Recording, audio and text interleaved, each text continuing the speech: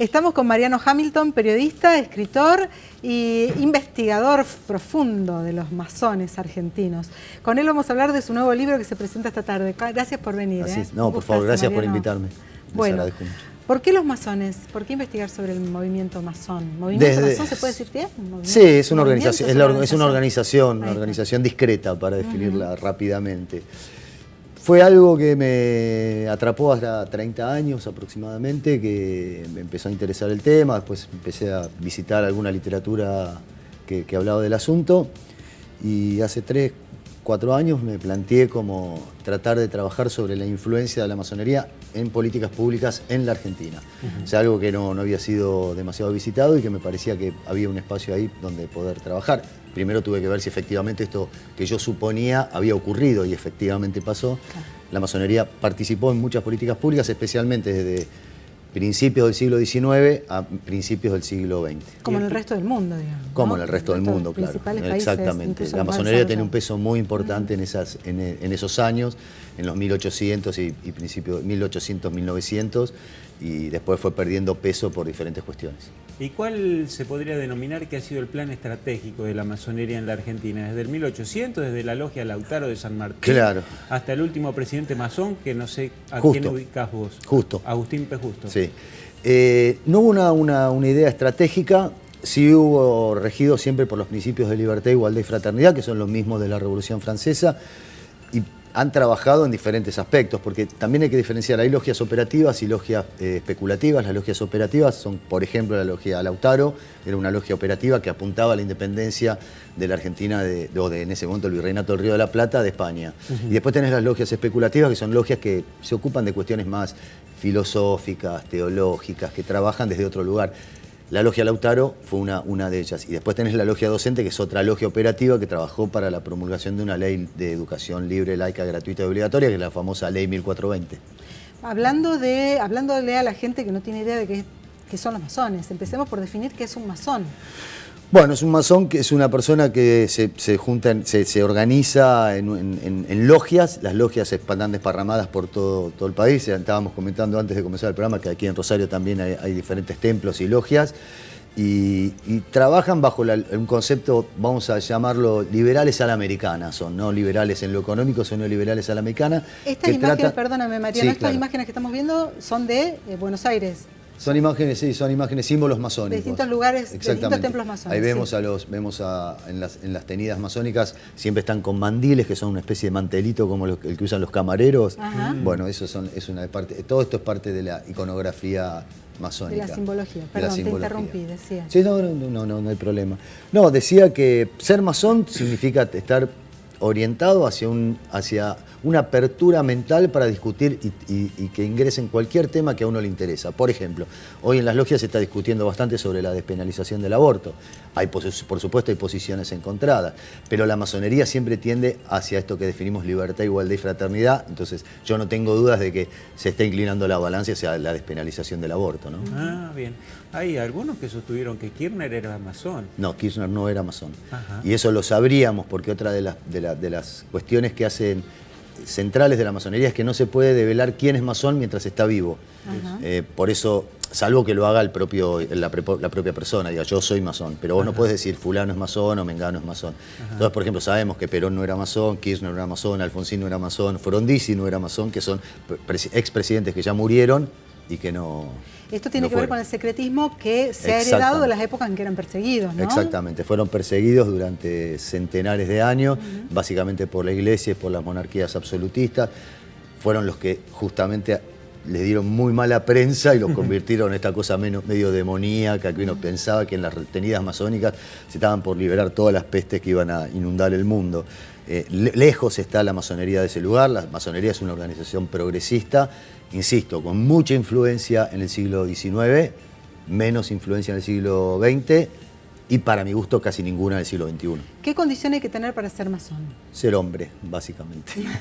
Y a partir de ahí demostrar que vos tenés un medio de vida demostrable y que tenés interés en discutir determinadas cuestiones, pero básicamente ser hombre, así que estás afuera. Sí, no, está claro. ¿Y por qué? Porque en 1717, cuando se se escribió la Constitución masónica, se estableció que había que ser hombre para ser masón. Y la particularidad que tiene esa Constitución masónica es que no puede ser modificada. Uno de sus artículos establece muy enfáticamente que no debe ser modificada, porque lo que quisieron fue como blindar esa Constitución que ellos consideraban muy buena a diferentes estímulos o presiones del poder de turno. Era razonable teniendo en cuenta las persecuciones que sufrían en ese momento. Hoy ya no es tan razonable, pero están presos de su propio juramento, claro, y es un problema, la libertad, igualdad y fraternidad, pero no son revolucionarios, es decir, hay bueno, en 1717 veníamos del derecho de pernada, digamos, entonces imagínate que el lugar que ocupaba la mujer en 1717 es bastante diferente al que ocupa en el siglo XXI. Pero hay logias femeninas, hay logias mixtas, que no están bajo el amparo de la logia de la Gran Logia Argentina, pero funcionan como tal y tienen los mismos ritos. ¿Y quiénes fueron los presidentes masones de la Argentina? Hay un montón, yo no me los acuerdo todos de memoria, pero acá en el libro los tenemos. Tenés... Bueno, pero empecemos por Bernardino Rivadavia, Vicente López y Planes, Urquiza, Derqui, Mitre, Sarmiento, Juárez Selman, Pellegrini, Quintana, Alcorta, Sáenz Peña, Victorino de la Plaza, Irigoyen y Agustín P. Justo, hijo. Este fue el último en 1945. Bien, más allá de preguntar si... Perdóname, es mucho más interesante saber quién no fue masón en esos años que quién fue masón, porque masones eran todos. Masones eran todos. Claro. Por ejemplo, Avellaneda no era masón, Roca no era masón, pero todo lo demás eran. Bueno. ¿Y habrá influido, por ejemplo, el cementerio de la Recoleta? Tiene un montón de simbología masónica. Sí, sí. Y hay chicos de acá, estudiantes, mejor dicho, los saludamos a Corea también, que escribió una interesante tesis sobre la simbología de la masonería en el cementerio El Salvador de acá de Rosario. ¿Lo aplicaban en ese tipo de cuestiones? Sí, sí. A ver, la masonería también, como masones eran casi todos, hay muchos chistes. Los masones también intervenían en cuestiones como media, entre comillas, que Yodardo Rocha era masón y cuando diseña la plata, la diseña haciendo algunas bromas que aludían a la masonería. Por ejemplo, la catedral estaba rodeada de estatuas que hacían o los cuernitos o apuntaban con flechas a la catedral, digamos. ¿El obelisco? Eran pavadas. ¿El obelisco, Mariano? El obelisco me parece que está vinculado a otra cuestión más fálica, ¿no? No sé si tiene que ver con la masonería. No, porque en Washington también se habla de que hay símbolos que están muy vinculados a la masonería. Sí, inclusive. Bueno, Washington era masón también. Sí, era masón, entre otros. Así es. Bueno, nos están apurando y tenemos 18 millones de preguntas para hacerles a Mariano. Pero básicamente, a ver, ¿por qué cayó...? Yo cuando leí el libro, vos hablás mucho de de las virtudes de la masonería, pero sí recuerdo que, por ejemplo, Licio Gelli, una de las personas más sospechosas... La logia PDUE. ¿Por qué estaba vinculado a la parte negativa de la masonería? ¿Por qué estaba vinculado a la mafia? Lo que pasa es que la logia PDUE no era una logia masónica, la logia PDUE era una organización mafiosa que utilizó la estructura y el formato de la masonería o de las logias como para delinquir, pero no, de ninguna manera puede ser considerado que está dentro de lo que es la masonería internacional. De hecho, la masonería se nutre del contacto físico, digo, es muy difícil que en las logias vos tenés que verte cara a cara con tus hermanos masones para poder acordar, y en la logia PDUE había decenas y miles de personas que nunca en su vida se habían visto, qué sé yo.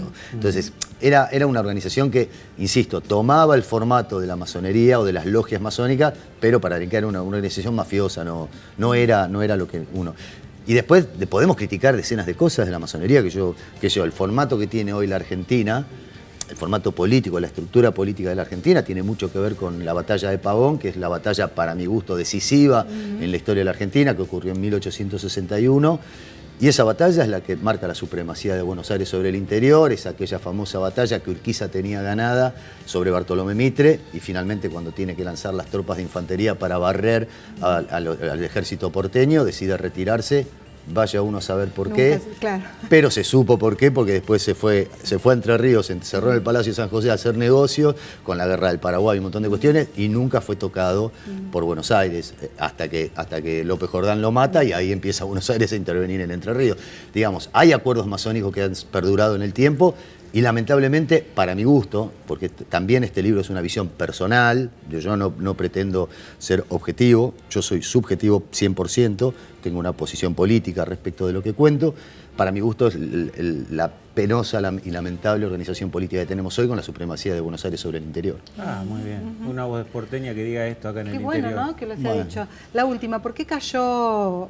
Porque vos decías, bueno, en aquella época era muy fuerte, había que buscar quién no era masón, porque era muy claro que los hombres, los revolucionarios, los que de alguna manera empujaban la Argentina hacia adelante, eran masones. ¿Por qué cayó tanto la masonería en el último Porque siglo? la masonería se mueve con mayor confortabilidad en épocas democráticas, más allá de que podemos hablar que en aquellos años era una democracia parcial o una democracia a medias, hasta la ley Sáenz Peña sabemos que era una democracia amañada, pero se mueve mucho más confortablemente en situaciones de democracia o donde hay libre expresión que en situaciones totalitarias o dictatoriales, y sabemos que a partir de justo para acá hubo algunas dictaduras que nos han costado muchísimo, y ahí la masonería perdió poder, y además se generaron otro tipo de organizaciones que ocuparon el lugar de la masonería, ONGs, fundaciones y todas estas cuestiones que fueron apareciendo, que fueron también como ocupando un espacio que la masonería fue perdiendo. Si te interesa entonces este tema, por supuesto, Masones Argentinos, el poder en las sombras, viene a presentar Mariano Hamilton hoy a las 19 en la Orden del Tornillo, Salta